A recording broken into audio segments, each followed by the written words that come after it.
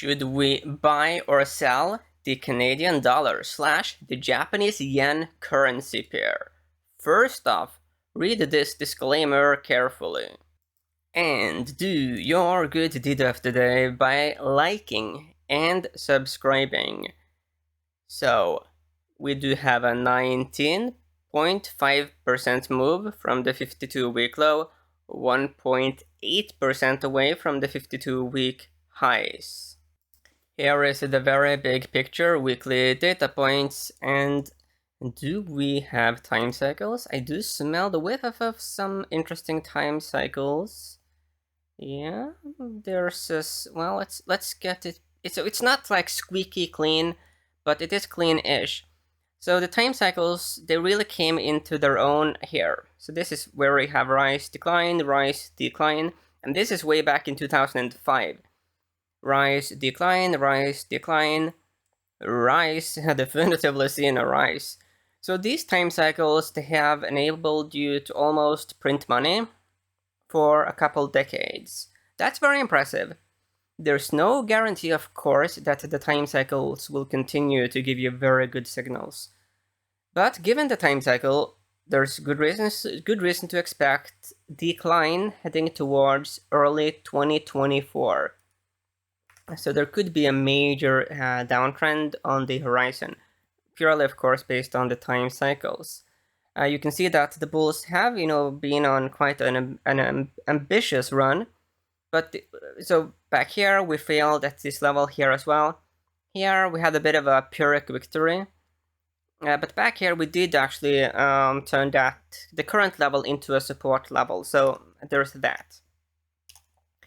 Let's look at the daily data points. No doubt about it, the bulls have been on a very strong run. This has obviously been affected by what's happening in the natural resources space. Canada is very rich in natural resources, but at a certain level, all the bullish news will be priced in as well. So that's something to just be aware of. Looking at RSI, this is very interesting. The previous time we had this RSI was back here. Nice place to short. Here it was a shortable, but it was a very short-term short. This here is back in 2013, so let's go back there and have a bit of a look. So here we had, the same RSI level, a very nice short. Here you also had this very temporary short. So I do see a bit of a pattern repeating itself. So previous times we have had, this RSI level, we had a temporary pullback, which was shortable, but then we went a bit higher, and then we had that major, beautiful short event. So that's interesting. Looking at the PPOs, which measures the distance between price and various moving averages, the current readings are very, very high. The majority of times where we had these readings, we did eventually go lower, meaning they were very contrarian indicators. Here on the daily data points, we do have a pretty similar message. So let's go here to the laboratory. So the line in the sand is that we have definitively overbought RSI, PPO, and we also do have a horizontal resistance. In terms of the longer term radar, we do have some time cycles like that. They were very much of the bearish variety. So that's interesting.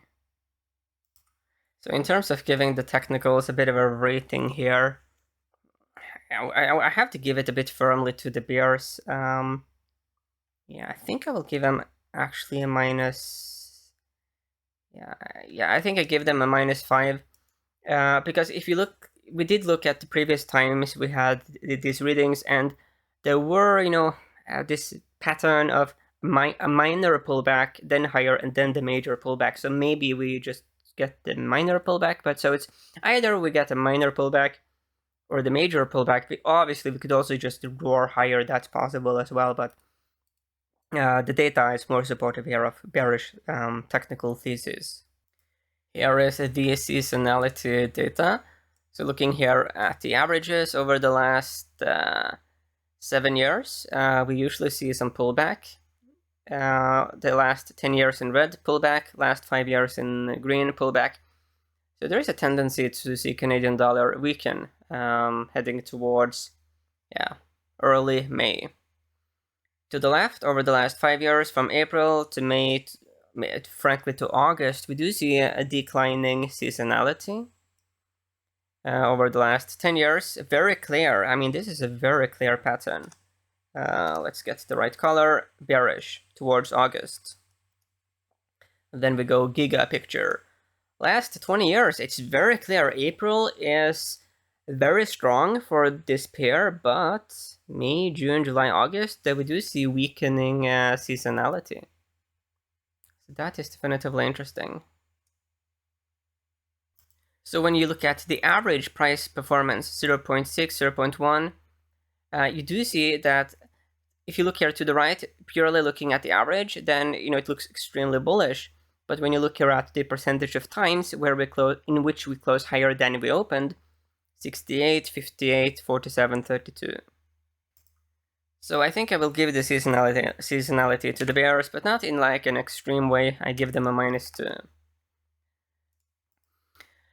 When doing fundamental analysis for a forex pair, there's so many factors involved. So the big question is how much really of the bullish news for these currencies is priced in. So obviously we have seen a big strengthening of the Canadian dollar vis-a-vis the Japanese yen. So the market has been very much bullish on the Canadian dollar. This is to a very large extent related to natural resources. I do think that the thing is that all of the arguments for why the Canadian dollar should go higher, they have been known for quite some time now. So many of the participants in the market have had ample time to react. They obviously have pushed the Canadian dollar higher, but there is a certain level where all the bullish fundamentals are priced in. And that is when you go from the fundamental score being high to lower to lower to lower. So in the beginning of the war, I could give the fundamentals like a 9 to the Canadian dollar, then it becomes an 8, 5, and it goes down as the market prices in the good news. I think I will give the fundamentals, let me give them a 1. I do think that a lot is priced in at this point. Here is the long-term correlation between this pair and the S&P 500 at 84% positive, 92% with crude oil. So definitively seeing that natural resource in the correlations here. Then we do have 85% positive with natural gas, minus 15% with the dollar index. Daily data points, minus 9% with the S&P 500, 68% with crude oil, 65% with natural gas, and positive 73% with the dollar index. But the strongest correlation here is definitively with crude oil. So let's have a bit of a look here at crude oil futures. This weekly data point. So we have actually seen a bit of a pullback over multiple weeks here in crude oil. So we've seen more pullback here than what we have seen a pullback in the currency. You can see that the MACD here reached a very extreme level. RSI, PPO as well. Now let's look here at the daily data points. So you see here that the green 50-day moving average, it has gone from being support to resistance. And now we have also lost the purple 20-day moving average. So there seems to be some stars here aligning themselves for the bears. Here is the relationship between this pair and crude oil. It's very interesting to see here during the major crash, during the lockdown. that you saw this panic flight into the safety of Forex. Let's look here a bit at the daily data points and the seasonality. So over the last 5 and 7 years here in green and blue, we do see that the currency tends to underperform crude oil towards the 25th of July, and this is a bit similar-ish to what we see over the last 10 years in red. But yeah, comparing, a natural resource with a currency, you usually see that the natural resource will outperform, because currencies are not really supposed to move big, but we do see that during times of crisis, there can be huge moves into Forex. Here I am comparing crude oil to the S&P 500. So I do see a bit of a parallel here, so let me just draw that in. This price action here looks a bit similar-ish to this. And you can see that in this instance, we definitively got a major move. It's possible. It certainly is something to have on our radar. There are some similarities. You see that here we did, so let me just draw that in. So we flirted a bit with potentially breaking out here above these resistance levels, but we did not pull it off. But the bulls are trying here, so that is interesting. So let's go here to the daily data points. And this is also the type of breakout that could work, in which you take some time to actually pull it off. The breakouts that tend to fail, those are just very aggressive and sort of like YOLO breakouts.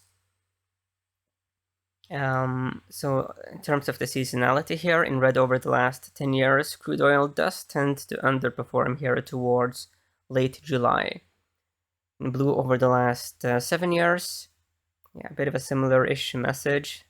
In green here over the last 5 years, we do tend to see a bit more outperformance here towards late May, then some underperformance. So I do think I will give it 2 here to the bulls, so we do end up with a -1. So the data is more favorable of bearish trades than bullish. A key part of the bearish thesis, the trigger events, is that the RSI, PPO, and it's really overbought. And we also have some major horizontal resistance as well. So, I mean, there's good reason to expect a pullback. And the issue, I guess, that we saw in the charts is that previous, major peaks we had, that was also, captured in the time cycles. There was a bit of a pattern where we had first, initially, a small pullback, then higher, then the big one. So that's the only sort of nagging thing I have here, given this all of this data. But yeah, it looks interesting from a more bearish perspective with those caveats. Whatever you do, of course, you want to use stops.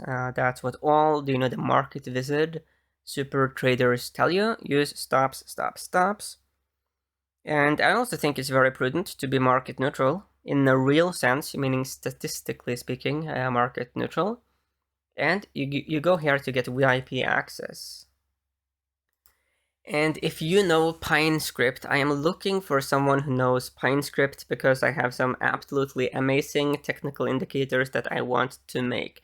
So definitively go to DiamondArm.com and contact me if you know PineScript. So I'm basically proposing a 50% deal. So the sales we get from the technical indicators, it is pure, clean 50-50. So yeah, definitively go there if you know that. I also have some plans of making ETFs. So if you know a lot about that and can do the administrative side of all of that, the legal stuff as well, then also contact me.